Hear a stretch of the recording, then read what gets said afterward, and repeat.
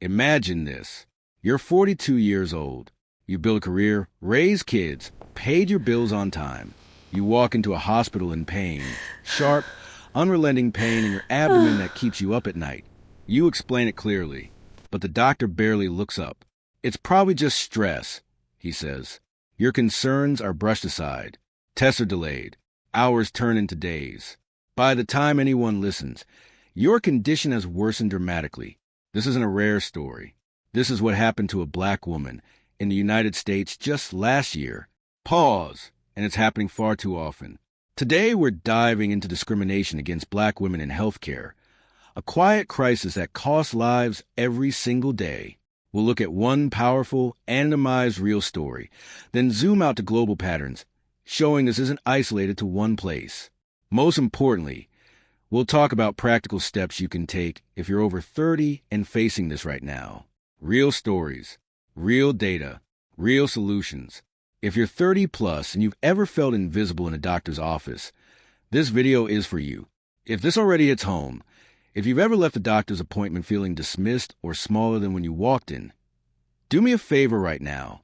Hit that like button and subscribe. It only takes 2 seconds, but it helps us keep shining a light on what they don't want adults over 30 to talk about openly. Your support means more people suffering in silence get the validation and tools they need.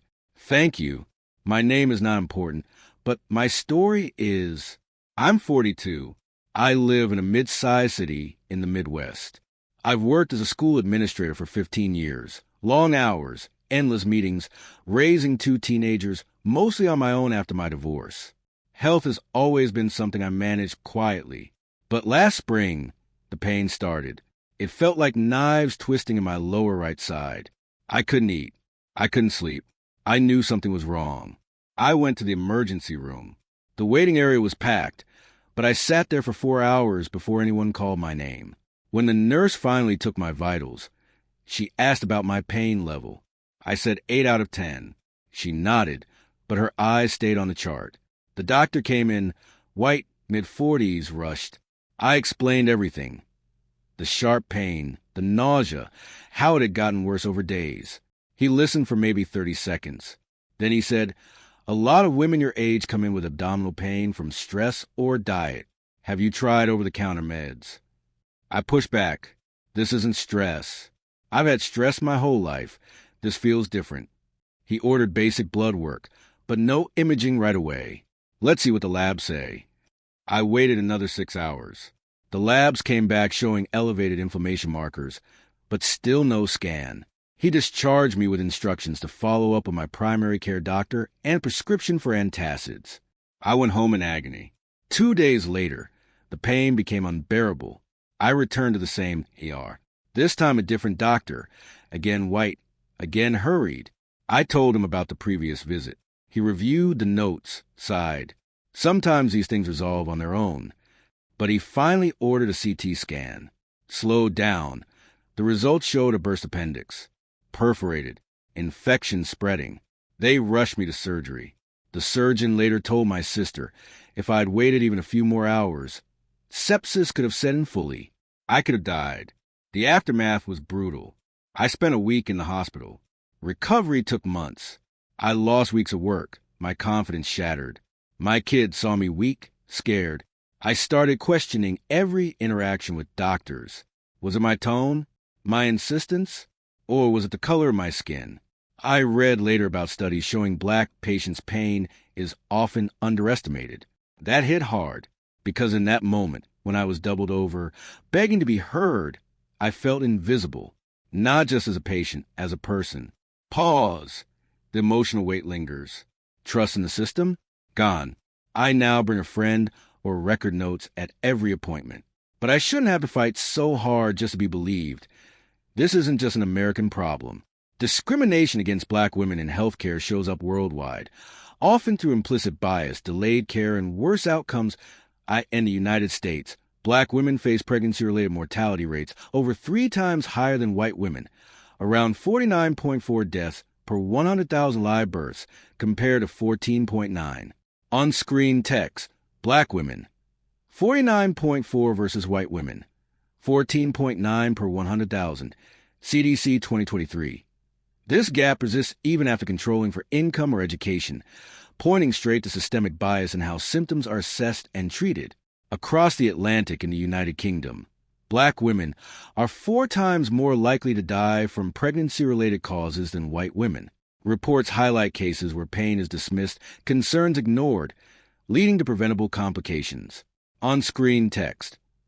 UK, Black women 4x more likely to die in maternity care. Official stats. In Canada, similar patterns emerge. Studies show Black patients, including women, receive less adequate pain management and face longer waits for specialist referrals. One review found implicit bias leads to underestimation of pain severity among Black patients. On-screen text. Canada, Black patients less likely to receive timely pain relief. Multiple studies. Even in Australia, where overall maternal mortality is low, Indigenous women, many sharing experiences akin to Black women in other contexts, face rates twice as high as non-Indigenous women, with reports of dismissive treatment and delayed interventions. On-screen text. Australia, Indigenous women 2x higher maternal mortality. National data. What ties these together? Implicit bias. Unconscious assumptions that Black women's pain is exaggerated or less severe. Studies show healthcare providers often rate Black patients' pain lower and are less likely to prescribe adequate medication. For people over 30, this hits harder. Chronic conditions build up, family responsibilities pile on, and there's less margin for error when care is delayed. A misdiagnosis at 40 can derail retirement plans, strain marriages, affect children. These aren't isolated incidents. They're patterns rooted in systems that still undervalue Black lives. If you're over 30, this discrimination lands differently and heavier. By this age, you've likely built a life, career stability, family obligations, savings you're protecting for the future. When a doctor dismisses your symptoms, it's not just physical pain. It's a threat to everything you've worked for. You might be at your career peak, but chronic untreated issues sap energy, force time off work, risk promotions, or even job loss. Family responsibilities mean you're often a caregiver. Delays in your care ripple to your kids, your partner, your parents. There's less time to start over if health falters. Retirement savings?